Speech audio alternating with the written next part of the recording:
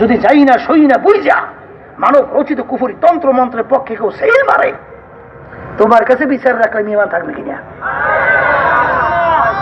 তুমি বিচার করো। আর ইমান যদি তোমার না থাকে, তোমার নামাজের কি মূল্য? তোমার রোজার কি মূল্য? তোমার অন্যান্য ইবাদতে কি মূল্য? কোন মূল্য আছে? সমস্ত ক্ষমতার মালিক আল্লাহ, ভালো মন্দের মালিক আল্লাহ, আইন দেওয়ার মালিক আল্লাহ, রাষ্ট্র পরিচালনার নিয়ম আল্লাহ।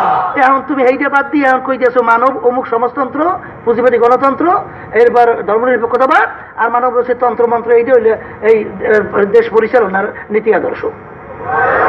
আল্লাহ এখন আর পারে না, সর্বনাইতে এক দলীয় নাম কবু না।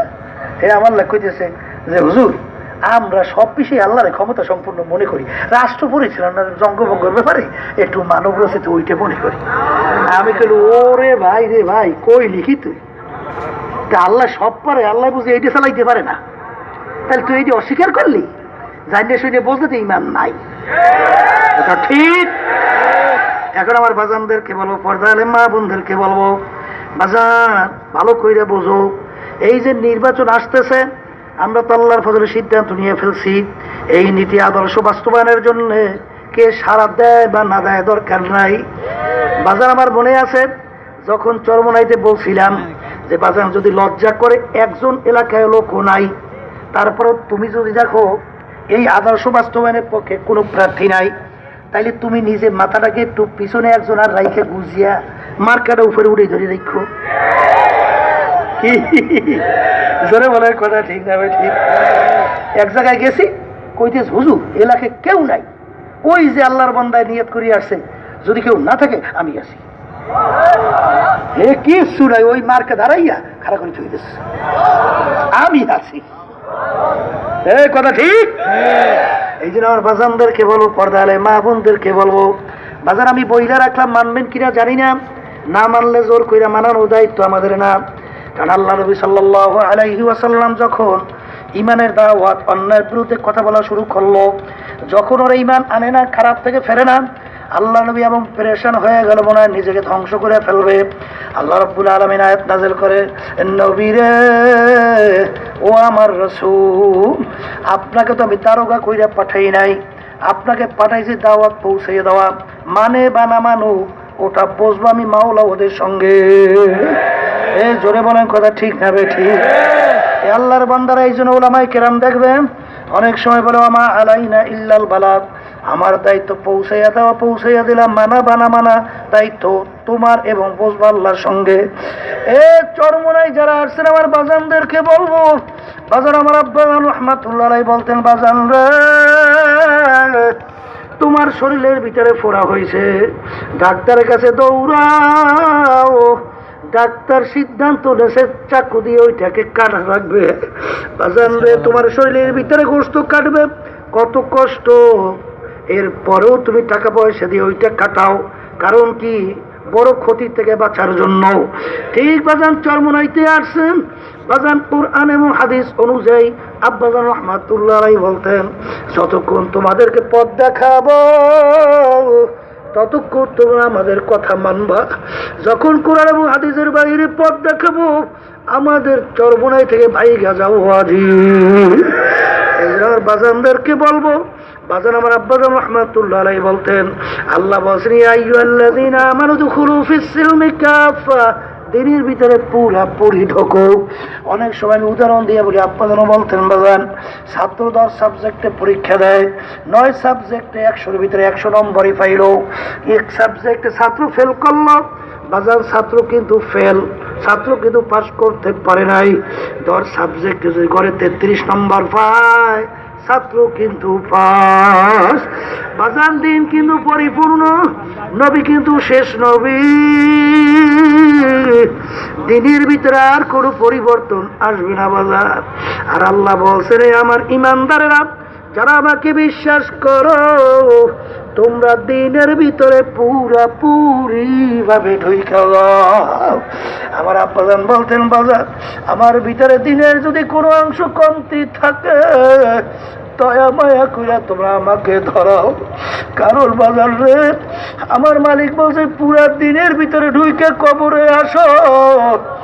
এই জন্য বাজানদেরকে বলবো আমি পুরা দিনের ভিতরে চলার চেষ্টা করি, তোমাদেরকেও পুরা দিনের ভিতরে কিভাবে চলতে হবে পথ দেখাই। আমাকে গালি দিও না বাজার, যদি কোরআন এবং হাদিসের বাইরে কোনো পথ দেখাই তখন বইল হুজুর আপনি কোরআন এবং হাদিসের বাইরে পথ দেখাইছেন, আমি বাজান তওবা কইরা ফিরে আসবো। কিন্তু এই দুনিয়ার পাগল আমার বাবারা, আজকে দুনিয়া তো মজার জায়গা। ওই জন্যই নাস্তিক কবি বলছিল দুনিয়া কা মজা লে লো, দুনিয়া তোমারা হ্যায়। দুনিয়া একটা আনন্দ ফুর্তির জায়গা, মজার জায়গা। বাজান তুমি তো মজা পাইয়া তুমি চাকরির ভিতরে ঢুকছো, সুদ খাওয়ার সুযোগ পাইছো, ঘুষ খাওয়ার সুযোগ পাইছো। এখন সুদ ঘুষ খাইয়া কত সুন্দর সংসার তোমার চালাও, একটার পর একটা বিল্ডিং তৈরি হয়, কত সুন্দর গাড়ি বাড়ি, প্রত্যেকের জন্য ভিন্ন ভিন্ন একটা গাড়ি, আবার বছর গেলেই গাড়ি পাল্টায়। কিন্তু ওদিকে তুমি অফিসার বড় চাকরি করো বাজান, তুমি আল্লাহর ভয়, তুমি সুদ খাও না, ঘুষ খাও না, তুমি ধোঁকাবাজি করে পয়সা উপার্জন করো না, তোমার সংসার পরিচালনা করতে কষ্ট হয়। এমনকি স্ত্রী পর্যন্ত তোমাকে অনেক সময় টিটকারিও মারে, তুমি কেমন বেটা, তোমার নিচের চাকরিজীবী আর শান শওকতের কোনো অভাব নাই, আর তুমি এত বড় অফিসার বলে তোমার নিজের সংসার চালাইতেও কষ্ট। বাজার জিবরাইল সালাতু ওয়াস সালাম এমন সময় আল্লাহর হাবিবের সঙ্গে দেখা করতে আসলো। বাজান সচরাচর এই সময় জিবরিল আপনি তো এই সময় আসেন না, কেন আসলেন? ইয়া রাসূলুল্লাহ ইয়া হাবিবাল্লাহ, আমার মাওলা আমাকে বেহেশত এবং জাহান্নাম দেখাই। ইয়া রাসূলুল্লাহ ইয়া হাবিবাল্লাহ, এইটা যদি কোনো জীবন গেল বেহেশতে না আসিয়া ছাড়বে না। আর জাহান্নাম যেভাবে আমার মালিক তৈরি করছেন, বান্দা বান্দি যদি কোনো ক্রমে কানেও শোনে, জীবন গেলেও জাহান্নামের কাছেও যাবে না। জাহান্নামের চতুর্পাশে বাগান তৈরি করছে, আর জাহান্নামের ফুলের বাগান তৈরি করছে, আর বেশ আমার মাওলা কাটা রাখছে। বান্দা বান্দি যখন ঢুকতে যাবে ফিরে, আর ওই জাহান্নামে ভাবে ফুলের বেড়া তৈরি করলো, পরে বান্দা বান্দি বাগানের ভিতরে বইরা আনন্দে পইরা চিত্ত বিনোদনের ভিতরে পইরা না বের হইতো পারে, আমার ভয় হয়। এই কথা বললে জিবরাইল আমি কান্দে। আল্লাহ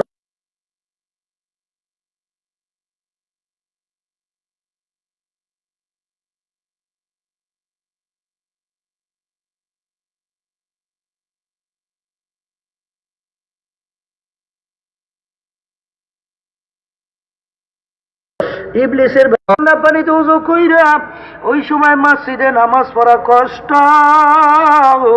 ওই কষ্ট মানে তুমি কাটার গুতা লাগছে বাজার, কাটার গুতা লাগলা তুমি বেড়া পার হইয়া গেল। বাজার যুবকদের মন চায় মেয়েদের সঙ্গে আড্ডা মারতে, চিত্ত বিনোদের ভিতরে মজা লাগবে বাজার, ওই অবস্থায় তুমি ওর থেকে ফিরে থাকা কাটার গুতা লাগছে বেড়া পার।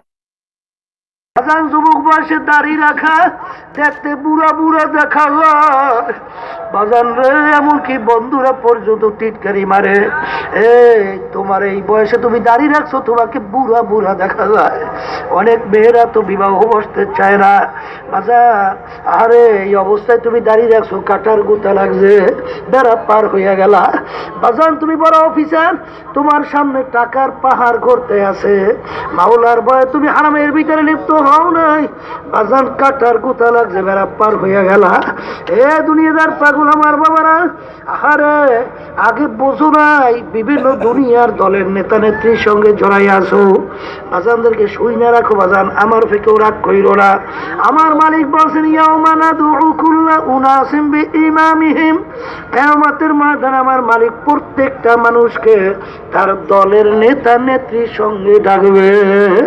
তাই কি আমার মালিক বলবেন তোর দলের নেতা নেত্রী যেদিকে যায় ওদের পিছনে পিছনে সেই দিকে চইলা যা।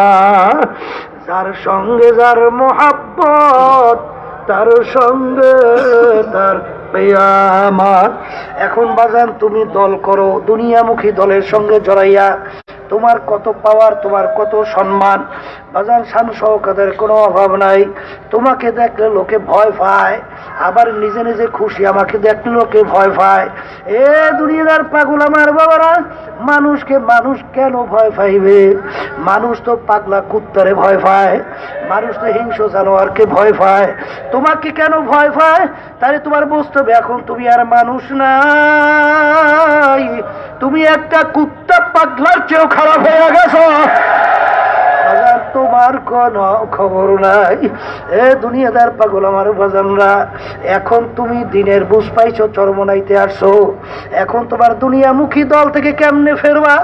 এখন তোমার ভিতরে যুদ্ধ শুরু হয়ে গেছে। ওই সময় যদি আমার মাওলাকে রাজি খুশি করার জন্য, বেহেশতে নাজাত পাইয়া যাওয়ার জন্য বাজান তুমি যদি ফিরে আসো, কাটার গুতা তোমার লাইগা গেল, কাটার বেড়া পার হইয়া গেল। এরকম কাটার বেড়া পার হইতে হইতে হইতে হইতে যখন নাকি হায়াতের বেড়া শেষ হইয়া যাবে, আমার মালিক ডাক দিয়ে বলে আজরাইল, আমার বান্দা বান্দি বড় কষ্ট করিয়া বেহেশত কামাই করছে, ওকে বেহেশত না দেখাইয়া মউত করিও না। আল্লাহর বান্দা বান্দি স্বপ্নের মতো দেখতে যাবে বেহেশতের দরজাটা টাস টাস টাস টাস করিয়া খুইলা গেছে। বাজান বেহেশতের হুরেরা আল্লাহু আকবার জওয়াহিরের মালা নিয়ে দাঁড়াইয়া অভ্যর্থনা জানাইতে আছে, আহলা আসো আসো, তোমাদের জন্য আমরা অপেক্ষা করতে আছি। বাজার এই অবস্থা দেখতে দেখতে কখন যে রুটা বের হইয়া যাবে বন্দা বান্দি টেরও করতে পারবে। আর বাজার ওই ফুলের বাগান কি আল্লাহ আল্লাহ, ওই ফজরের সময় মুয়াজ্জিন আযান দিল, তুমি ফজরের সময় শীতের ভিতরে ল্যাপটাই না নাকটাই না ঘুমাও, কত আরাম। আরামের বলতে গেলে কোনো শেষ নাই বাজার। আরে মেয়েদের সঙ্গে আড্ডা মারতে মন চায়, করো না বাজার। ওই আল্লাহর বান্দারা ওই আড্ডায় লিপ্ত হইছো, ফুলের বাগানে ফুল তুলতে আসো। এ দুনিয়াদার পাগল আমার বাবারা, সরকারি মাল লুটপাট কইরা সম্পদ তৈরি, একটা পর একটা বিল্ডিং তৈরি করছো। আরে বাংলাদেশের 17 কোটি জনগণের মাল বাজান, ওই পরিমাণ সম্পদ যতক্ষণ ফেরত না দেবা বেহেশতে যাওয়ার আশা নাই রে বাজান। এই জন্য আমার বাজানদেরকে বলবো, পর্দারে মা বন্ধুকে বলবো, বাজান আনন্দ ফুর্তি চিত্ত বিনোদের ভিতরে দিন রাত্রি কাটাইয়া দাও। ওই ফুলের বাগানে ফুল তোলো বাজান, তোমার বেড়া পার হইতে আছে। এরকম বেড়া পার হইতে হইতে যখন তোমার মৌতের সময় এসে যাবে, আমার মালিক ডাক দেবে আজরাইল, নাফরমান আমার সমস্ত নেয়ামত ভোগ করে আমার হুকুম মানে নাই, আরে ওকে জাহান্নাম না দেখাইয়া মউত করিও না। নাফরমান স্বপ্নের মতো দেখতে থাকবে, জাহান্নামের দরজাগুলো টাস টাস করে খুলে গেল। আল্লাহ জাহান্নামের সব বিচ্ছুগুলো এরকম হা করে তাকাইয়া রইছে, জাহান্নামের আগুন ধাউ ধাউ করে বলতে আছে। বাজার এই অবস্থা দেখা নাফরমানের রূহ তো বের হইতে যাবে না। আল্লাহ সালাম আসবে, তার মাথা আসমানে, পাও তার জমিনে, এক হাত মাসে এক হাত মাগরিবে, দুনিয়া জোড়া তার শরীর বাজান শরীরের ভিতরে লম্বা লম্বা কালো কালো কতগুলা পশম, প্রত্যেক পশমের গোড়া দিয়ে আগুনের জিহ্বা বাইর হইতে থাকলো। আল্লাহ আপনি আমাদের সবাইকে মাফ কইরা দিয়ে। আল্লাহ আল্লাহ বাজান ভালো করে বোঝো, তারপর মাওলার কবরে রওনা করো। একদিন ইব্রাহিম আলাইহিস সালামের সঙ্গে বাজান আজরাইল সালামের সঙ্গে দেখা। ইব্রাহিম আলাইহিস সালাম বলে, ভাই আজরাইল, তুমি নাফরমানের রূহ কোন সূরাতে কবজ করো, ওই সূরাটা একটু আমাকে দেখাও। ইব্রাহিম সালাম বলার পরে আজরাইল সালাম বলেন, নবী গো, ওই অবস্থা দেখলে আপনি আর হুঁশে থাকতে পারবেন না। আমার মাওলা যদি জিজ্ঞাসা করে, আজরাইল আমার খলিলকে তুমি কেন বেহুশ করলা? আল্লাহু আকবার আল্লাহু আকবার। বাজান ইব্রাহিম সালাম বলে, সেটা আমি মাওলার সঙ্গে বসবো, আমাকে তো ওই সূরাটা দেখাও। নবী গো পাহাড়ের দিকে তাকান, তাকানের সঙ্গে সঙ্গে নবী একটা চিৎকার মেরে বেহুশ হয়ে পড়িয়া গেল। আল্লাহ রাব্বুল আলামিন ডাক দিয়া বলে, ও আজরাইল, আমার বান্দা বান্দির রূহ তুমি যে সূরাতে কবজ করো, ওই সূরাতে আমার খলিলের সামনে দেখা দাও, নালে আমার খলিলের হুশ ফিরবে না। বাজান এই অবস্থায় সালাম আসবে, এই অবস্থা থেকে নাফরমানের রূহ তো আর বের হইতে যাবে না, 360টা মাকামের ভিতরে পালাপালি শুরু করবে। আজরাইল সালাম ডাক দিয়ে বলবে, ওরে খাবিস, আমার মাওলার সমস্ত নেয়ামত ভোগ করছো, আমার মাওলার দেওয়া নেয়ামত চক্ষু দিয়ে দেখছো, আমার মাওলার দেওয়া নেয়ামত জবান দিয়ে কথা বলছো, আমার মাওলার দেওয়া নেয়ামত ব্রেন দিয়ে পড়াশোনা ব্যবসা বাণিজ্য করছো, আমার মাওলার দেওয়া নেয়ামত হাত দিয়ে কাজ করছো, আমার মাওলার দেওয়া নেয়ামত পা দিয়ে হাঁটছো, আমার মাওলার নেয়ামত সূর্যের আলো ভোগ করছো, আমার মাওলার নেয়ামত গাভীর বান্ধের দিকে দুধ দইয়া পান করছো। আরে তোর বাড়িতে একটা আল্লাহু আকবার মুরগি বাচ্চা নিয়ে নামলো, আরে বাচ্চাগুলা চেউ চেউ চেউ চেউ করে চিল্লায়, তোর বাড়িতে মেহমান আসছে, কোনো মুরগিও পাও না, আমি তোর বিচার চাইয়া চাইয়া দেখি তুই মুরগিটাকে ছুরিধার দিয়া শোয়াইয়া জবাই করলি, আরে ওই মুরগিরা পাক কইরা তুই নিজে আত্মীয় স্বজন নিয়ে খাইলি, মুরগির বাচ্চাগুলা চেউ চেউ চেউ চেউ কইরা কাঁদলো, তোর একটু মায়াও লাগলো না? খা বান্দা বান্দি, আমি তোর জন্যই বানাইছি, আরে সব কিছু নেয়ামত ভোগ করছো, আমার হুকুম মানো নাই। আরে আজরাইল, আরে জাহান্নাম না দেখাইয়া মৌত করিও না, এমন ভাবে রুহুটা দইরা টান মারবে, নাফরমানের কলিজার রগগুলা সেইরা সেইরা নিয়ে চইলা যাইবে। আল্লাহ আপনি আমাকে আমাদের সবাইকে মাফ করিয়া দেন। এ আল্লাহ, এ আল্লাহ আমাদের সবাইকে মাফ করিয়া দেন।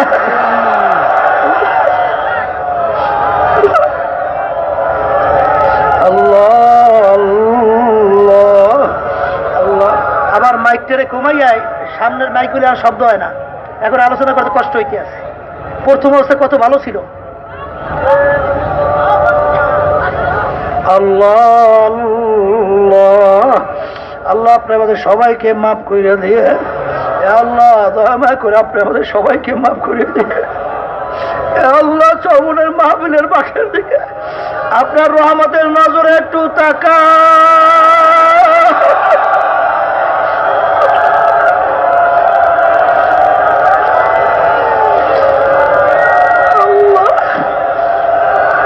আমাদের যত গুনাহ হোক না কেন, গুনার একটা সীমা সংখ্যা আছে, তোমার রহমতের কোন সীমাও নাই, সংখ্যাও না।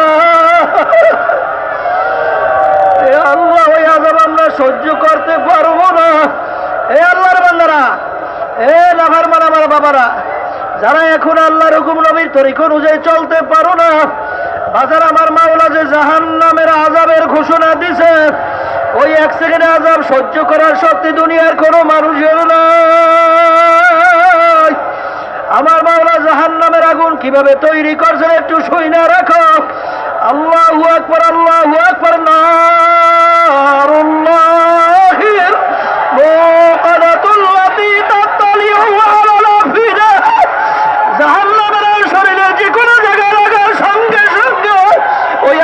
দিয়ে কলিজা পর্যন্ত পুইছে দেবে। আল্লাহ আপনি আমাদের সবাইকে মাফ করিয়া দিয়েন। আল্লাহ জাহান্নামীরা জাহান্নামের আগুনের ভিতরে জ্বলতে জ্বলতে কুল্লামা নাদিজাত জুলুদুহুম বাদদালনাহুম জুলুদান গায়রাহা। জাহান্নামীরা জাহান্নামের আগুনে জ্বলতে জ্বলতে ওদের শরীর থেকে চামড়াটা পিতে গিয়া ধারাস করে জমিনের ভিতরে পইরা যাবে। লা ইয়ামুতু ফিহা ওয়ালা আল্লাহ। এ দুনিয়াদার পাগল আমার বাবারা, যারা আমার মাওলার পাগল হবে কিয়ামতের ময়দানে উঠে কোথায় জাহান্নাম কোথায় বেহেশত কোথায় সূর্যের আলো তাদের কোনো খেয়াল থাকবে না। সাথে দৌড়ে যায় আমার মাওলাই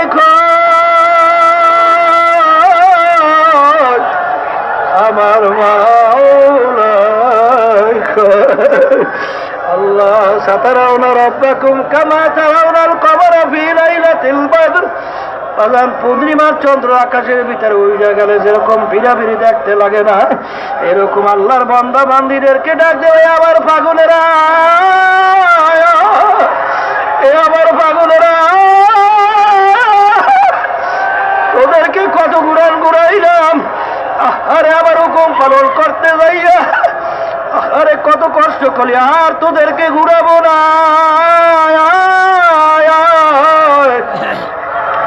তোদেরকে আমি জাহান্নামে ফালাবো না, শয়তানা তো সুবর্দ করবো না।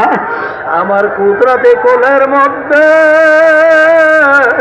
তোদেরকে জাগা না দিয়া পারবো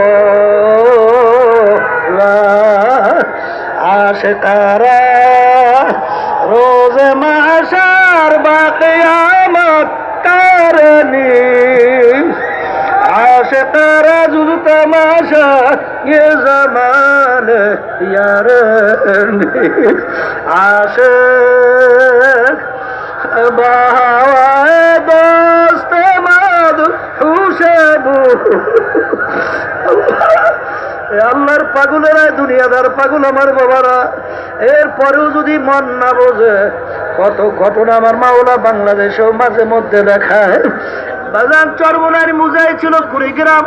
বাজান রে দুনিয়া থেকে বিদায় নিয়ে কবরে যাওয়ার পরে প্রায় 32 বছর পরে যখন নদীর ভাঙ্গলে তাদের কবর ভাঙ্গা গেল।